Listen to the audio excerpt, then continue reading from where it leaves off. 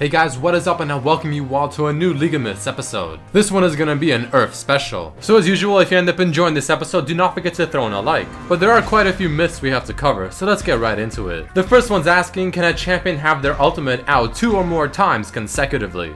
So I'm gonna have this whole clip fast forwarded just a bit because it is quite a long clip, but as you see, I'm gonna throw my initial ultimate with Draven right across the map. And since I do have a rank 3 ultimate being level 16, my ultimate's cooldown is fairly short. So as my first ultimate is coming right back to me, I did start off in the enemy base. So I'm back into my own base now, and as you see in the minimap, the ultimate instantly turns around. My ultimate again is off cooldown, so I throw the second one and teleport back to that initial location. So taking a look at the minimap, you're gonna see 2 ultimates on the map going right to me. And as I turn around once again, going together back to my own base once again where I teleported to, I throw out a third one. So long answer short, yes, it is possible.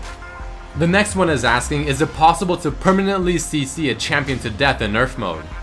So this one definitely was a bit more difficult to test, but after many failed attempts, we finally were able to chain the CC in a way that I was happy enough. You see me throughout this clip spamming right click trying to move, but I simply cannot. And I end up dying from full to nothing while being permanently CC'd. Are you able to trap someone in the fountain with champion created walls? So this one is more on the random side, but it is still pretty funny. So if an ally or enemy champion was about to respawn after dying or something of the sort, you can actually make them stuck inside their own fountain using Anivia's W and Trundle's Pillar. Now granted, the champion can use other abilities to get out, or they can simply use Flash or Teleport, but the concept is still proven. Here's an interesting one. Do scaling runes continue to scale after level 18?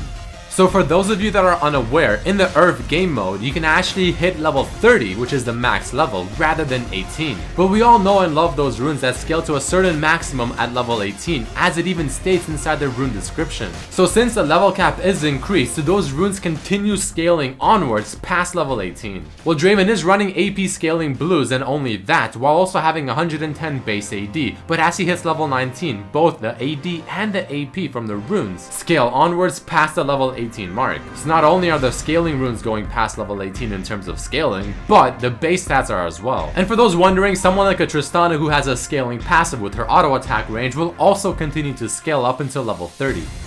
Will a target going through multiple journeys mess up Vi's ultimate in any way? So this one is testing while taking into account the fact that Bard can put multiple journeys very quickly in Nerf mode, and Vi having a targeted ultimate that follows the champion throughout. So as I set up my path, I end up going up towards the Vi, and as she ults me, I take my journey, I go right past this one and into the next one, but the Vi still follows through. So the coding is surprisingly done quite well for this scenario, and multiple journeys in such a way in succession are not messing up Vi's ultimate. The next myth is asking, how long can you have a champion knocked up in the air for? A somewhat similar myth to when we tested the permanent CC, and just like that one, this one took many tries to get it right. And even then, it's still not 100% perfect. But as it happens, you're gonna see every single champion chaining their CC, knocking me up over and over again to the point where I'm pretty much unable to move. Now there are a few times where it looked like I may have touched the ground or may have not, but it's hard to tell. But if you were, for instance, to program boss to have perfect timing in succession to the next champion, you'll be able to do this no problem. With the low cooldowns on Earth mode, is Thresh able to throw out his lantern twice, saving 2 allies at the same time.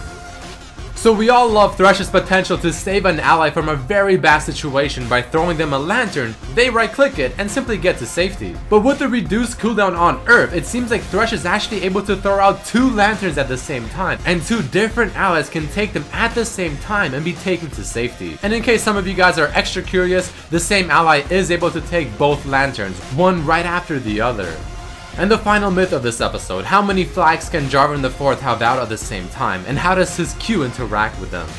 So after ranking Jarvan's flag ability to rank 5, it's at the minimal cooldown it could possibly be at. And as I start spamming them away, you see I have 3 out at the same time, and as I'm about to put the 4th one down, the first one goes away. So it seems like the maximum you can have is 3. And the way his Q interacts with multiple flags out at the same time is that the Q will always take the farthest flag away from Jarvan. So even if you have 2 or 3 right after each other and you use a Q that hits all 3 of these flags or all 2 of these flags, it'll always latch onto the farthest one away.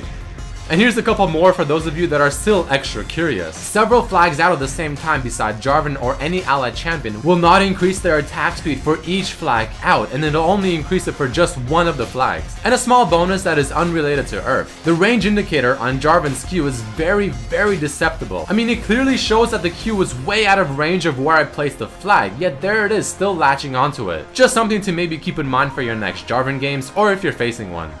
But that unfortunately is it for this episode of League of Myths featuring Earth. If you guys did enjoy, don't forget to hit the like button, share it with your friends, and you can also have a chance to be featured in the next episode. All you have to do is submit your own myth underneath this video or tweet at me at RedMercyLOL. I also recommend checking out the other episodes of this series and my other videos as well. I'm sure you'll enjoy them. But either way, I thank you all for watching and hope to see you for the next one. Peace.